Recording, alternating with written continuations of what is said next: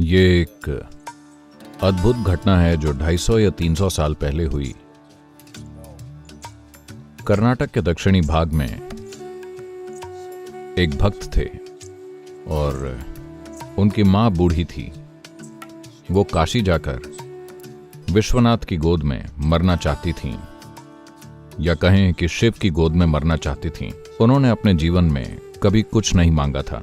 ये एक चीज उन्होंने अपने बेटे से मांगी, मुझे काशी ले चलो, मैं बूढ़ी हो रही हूं, मैं वहां जाकर मरना चाहती हूं। तो वो आदमी अपनी बूढ़ी मां को लेकर चलने लगा। तो दक्षिण कर्नाटक से काशी तक जंगलों से होकर जाना एक बहुत लंबी दूरी थी और वो पैदल चल रहे थे। बुढ़ापे की वजह से मां बीमार हो गई, तो उसने उन्हें कंधों पर उठा लिया। उसकी शक्ति खत्म हो रही थी और सिर्फ एक ही तरीका था जिससे वो चलते रहे, वो बस शिव शिव बोलते गए। उन्होंने कहा, मुझे इस काम में असफल मत होने देना, बस एक ही चीज मेरी मां ने मांगी है, मुझे ये पूरी करने दें। मैं उन्हें काशी ले जाना चाहता हूं, हम बस आपके लिए ही वहां आ रहे हैं, मुझे शक्ति दीजिए। तब चलते चलते उन्होंने एक घंटी सुनी, तो उन्हें एक बैलगाड़ी और एक घंटी की आवाज आती सुनाई दी। तब उन्होंने धुंध से आती एक बैल से चलती बैलगाड़ी देखी, जो अजीब है।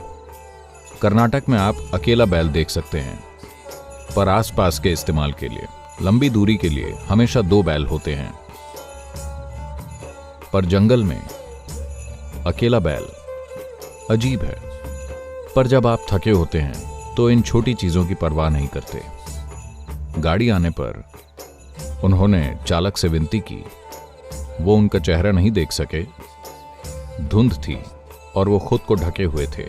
मेरी मां बीमार हैं, क्या हम आपकी गाड़ी में सवारी कर सकते हैं? वैसे भी ये खाली ही है। उस आदमी ने इशारा किया तो वो दोनों चढ़ गए। गाड़ी जंगल के रास्ते से जा रही थी। कुछ समय बाद उन्होंने देखा कि ये कुछ ज्यादा ही सुगम सवारी है। ये उबड़ खाबड़ सवारी नहीं थी जैसा उसे होना चाहिए था। तब उन्होंने देखा पहिए घूम नहीं रहे थे, वो थमे थे और गाड़ी चल रही थी। तब उन्होंने बैल को देखा, बैल बैठा हुआ था और फिर भी गाड़ी चल रही थी। फिर उन्होंने ड्राइवर को देखा, बस चोगा ही था, कोई आदमी नहीं था। उसने अपनी मां की ओर देखा। मां ने कहा, अरे बुद्धू, हम पहुंच गए हैं, कहीं जाने की जरूरत नहीं है, यही जगह है, मुझे जाने दो। और मां ने अपना शरीर वहीं छोड़ दिया। बैल, गाड़ी और ड्राइवर गायब हो गए। तब वो आदमी वापस लौट आया। लोगों ने सोचा, ओह, ये अपनी मां को कहीं फेंक कर चला आया है, ये उन्हें काशी नहीं ले गया, ये तो बहुत जल्दी वापस आ गया। उन्होंने कहा, तुमने अपनी मां को कहां फेंक दिया? वो बोले, नहीं, हमें जाना ही नहीं पड़ा, शिव खुद हमारे लिए आए। उन्होंने कहा, बकवास। वो बोले, आप क्या सोचते हैं, इससे फर्क नहीं पड़ता, वो हमारे लिए आए और बस मेरा जीवन रोशन हो उठा है। मैं अपने भीतर ये जानता हूं, आपको नहीं पता तो आप जाने। तब उन्होंने कहा, ठीक है, तो हमें कुछ दिखाओ, किसी तरह हमें दिखाओ कि तुमने शिव को देखा, वो तुम्हारे लिए आए। वो बोले, मैं नहीं जानता, मैंने उन्हें नहीं देखा, मैंने बस एक चोगा देखा, कोई चेहरा नहीं था, कुछ भी नहीं था, वो खाली था। वो बस ऐसे ही बैठे थे। वो ऐसे बैठ गया और अचानक सबने बस उसके कपड़े देखे, वो वहां नहीं था। वो दक्षिण भारत के महान संत बने। वो यहां वहां घूमते रहे। वो जहां भी गए, लोगों ने उन्हें एक खाली चेहरे के रूप में पहचाना।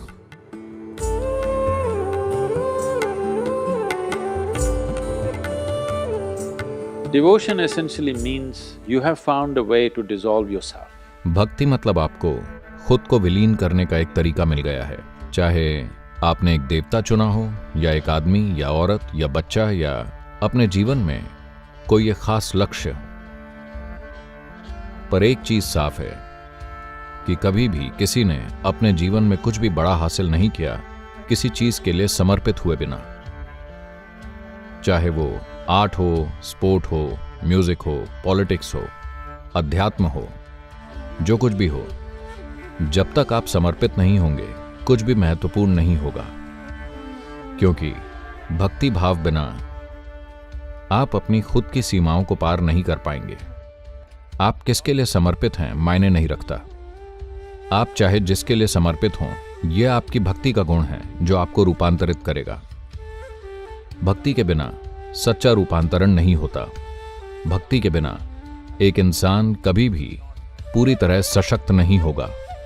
हर इंसान को भक्ति अनुभव करनी ही चाहिए और आपको यह समझना चाहिए कि यह कोई धार्मिक प्रक्रिया नहीं है। भक्ति एक ऐसा लव अफेयर है जहां आपके पास चुनाव नहीं है। Yes.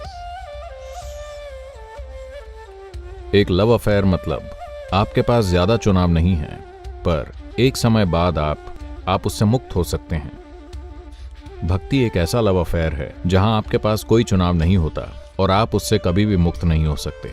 आप उसमें खींचे चले जाते हैं और कुछ नहीं रह जाते, क्योंकि आप कुछ नहीं रह गए तो आप सब कुछ भी हो गए।